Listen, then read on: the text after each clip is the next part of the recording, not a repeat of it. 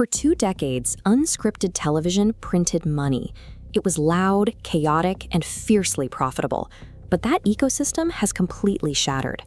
The genre was built on the appeal of raw, unfiltered human behavior. Yet today, the corporate machinery required to produce these shows is actively dismantling that exact authenticity.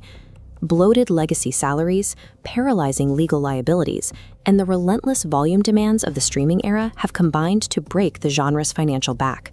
This is an economic autopsy of a dying business model.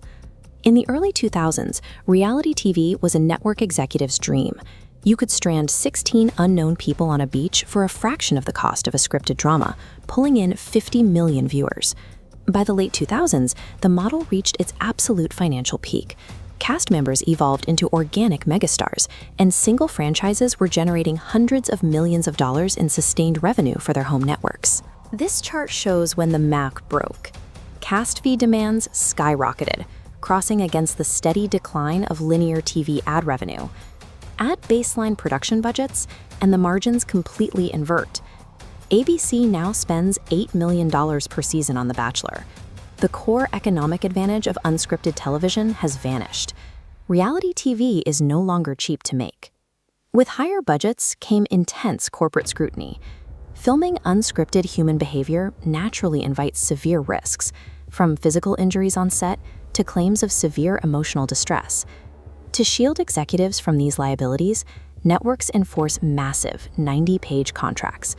Participants explicitly sign away their rights to sue over reputational damage, psychological harm, or embarrassing portrayals.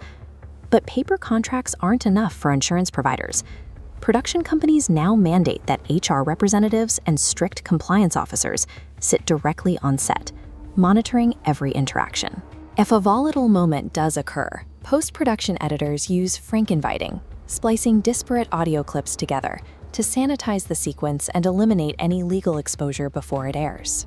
By legally insulating the production environment to protect the parent company, networks suffocated the exact brand of unhinged spontaneity that their audiences tuned in to see. Executives also realized they had created a monster.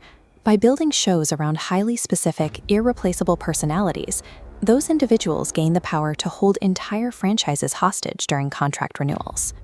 Think back to the shows that defined the genre. They relied on completely unknown casts in modest settings, creating cultural phenomenons entirely through raw, unfiltered chemistry. To strip leverage away from the talent, networks issued a new mandate. The format must become the star.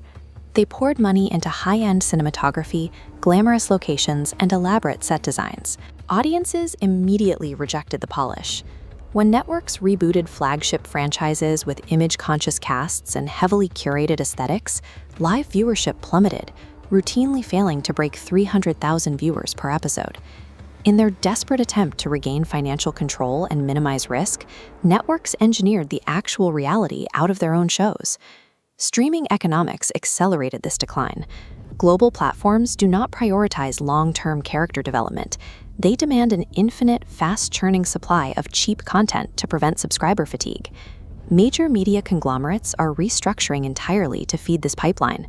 Executives are consolidating disparate unscripted divisions under single corporate umbrellas, centralizing power and standardizing how shows are produced. Instead of managing volatile, expensive legacy stars, casting directors now target algorithm-compliant micro-influencers. These participants are highly aware of the camera, desperate for exposure, and incredibly easy for producers to control. Streaming has successfully reduced reality television from character-driven storytelling into a sanitized, predictable content factory. Consumers actively participate in this sterile environment. Modern audiences hyper-analyze every on-screen interaction, launching immediate hostile social media campaigns against cast members in real time. Knowing their offline lives and future brand deals can be permanently destroyed in a single afternoon, participants heavily pre-edit their behavior on camera, handing producers a perfectly manicured, deeply boring performance. Viewers demand the raw, chaotic drama of the early 2000s, yet they ruthlessly attack the career of anyone who actually provides it today.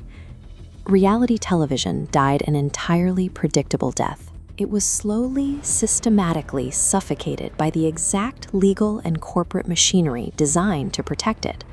The perfectly lit, highly produced arguments filling modern screens are the final output of this machine, highly optimized, legally compliant corporate assets.